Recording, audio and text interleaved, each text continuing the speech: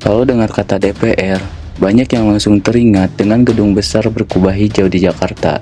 Tapi, tahukah kalian kalau DPR yang kita kenal sekarang lahir dari proses panjang, penuh perubahan, dan bahkan sempat berganti bentuk berkali-kali? Dalam video ini, kita akan bahas sejarah terbentuknya DPR di Indonesia, mulai dari masa awal kemerdekaan, Republik Indonesia Serikat, Pemilu 1955, masa Orde Lama, Orde Baru, hingga Reformasi. Siap? Mari kita mulai.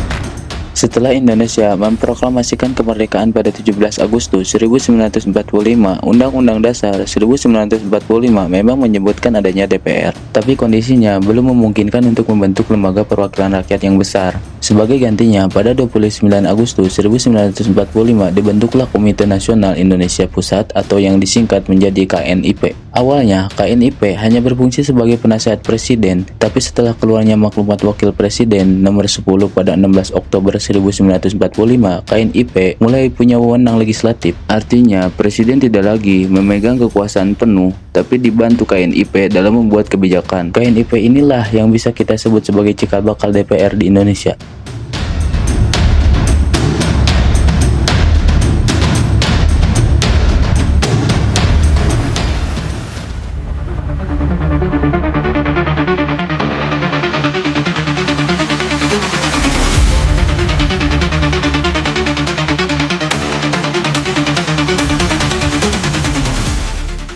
Situasi politik Indonesia terus berubah. Pada 27 Desember 1949, Belanda akhirnya mengakui kedaulatan Indonesia. Tapi dengan syarat Indonesia berbentuk Republik Indonesia Serikat atau yang disingkat RIS. Dalam sistem ini, dibentuklah Dewan Perwakilan Rakyat, yaitu RIS, sebuah parlemen yang memiliki negara-negara bagian RIS. Namun, bentuk federal ini tidak bertahan lama, banyak daerah tidak setuju, dan akhirnya pada 17 Agustus 1950, RIS dibubarkan.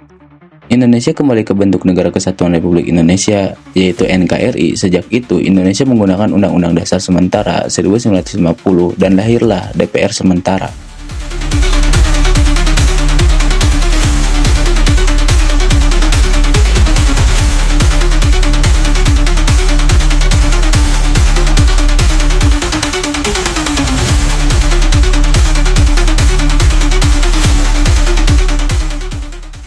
Lima tahun kemudian, tepatnya tahun 1955, Indonesia menyelenggarakan pemilihan umum pertama. Pemilu ini sangat istimewa karena benar-benar demokratis dan jadi yang pertama dalam sejarah bangsa kita. Adapun partai-partai besar yang ikut serta pada saat itu yaitu Partai PNI, Partai Masyumi, Partai NU, juga Partai PKI. Hasilnya, keempat partai itu mendominasi kursi DPR. DPR hasil pemilu 1955 ini sering dianggap sebagai DPR sejati pertama karena anggotanya benar-benar dipilih rakyat. Mereka membahas banyak hal, salah satunya rencana membuat konstitusi baru.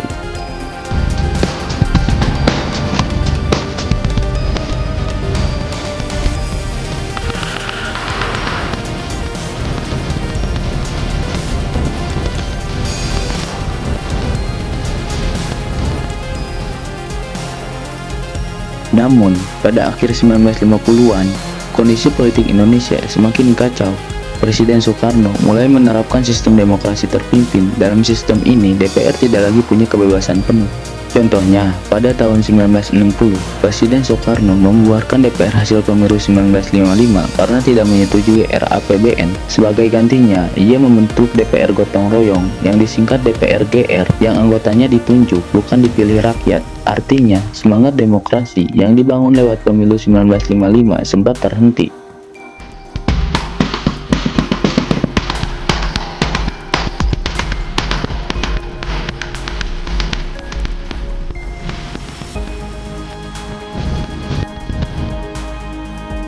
Ketika Soeharto naik ke tampuk kekuasaan pada tahun 1966, ia menjanjikan pemulihan demokrasi. Pemilu memang kembali diadakan dimulai tahun 1971, namun situasinya berbeda. DPR memang ada, tapi sering dianggap hanya sebagai stempel kebijakan pemerintah Orde Baru. Partai politik dipaksa menyederhanakan diri menjadi hanya 3 kekuatan, yaitu Partai Golkar, Partai P3, dan juga Partai PDI. Partai Golkar selalu menang besar dalam setiap pemilu, sehingga DPR tidak bisa benar-benar berfungsi sebagai pengawas pemerintah. Meski begitu, secara formal, DPR tetap menjadi lembaga negara penting, hanya saja peranannya yang terbatas.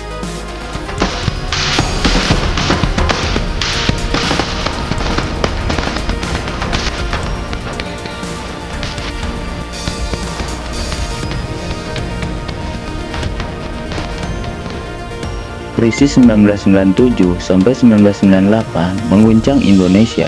Gerakan reformasi menuntut perubahan besar, termasuk pada sistem politik. Setelah Presiden Soeharto lengser tahun 1998, DPR mendapat kekuatan baru. Undang-Undang Dasar 1945 mengalami 4 kali amandemen dan hasilnya sangat penting. Presiden tidak bisa lagi membubarkan DPR. DPR memiliki kekuatan lebih besar dalam pembuatan undang-undang. DPR punya fungsi yang lebih jelas, legislatif, anggaran, dan pengawasan. Di era reformasi, inilah DPR yang benar-benar diharapkan menjadi lembaga yang mewakili rakyat, meski prakteknya masih sering menuai kritik.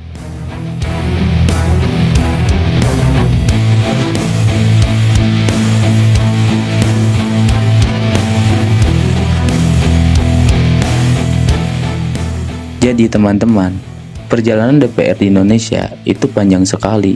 Dari KNIP tahun 1945, DPR RIS tahun 1950, pemilu demokratis 1955, masa Orde Lama dan Orde Baru yang penuh pasang surut, sampai era reformasi yang memberi DPR kekuasaan lebih besar. Sejarah ini mengingatkan kita bahwa demokrasi bukan hadiah, tapi hasil perjuangan panjang. Tugas kita sebagai rakyat adalah mengawasi DPR agar mereka benar-benar menjalankan fungsi utamanya, mewakili suara rakyat Indonesia. Kalau kalian ingin tahu lebih dalam tentang sejarah lembaga negara lain, tulis di komentar.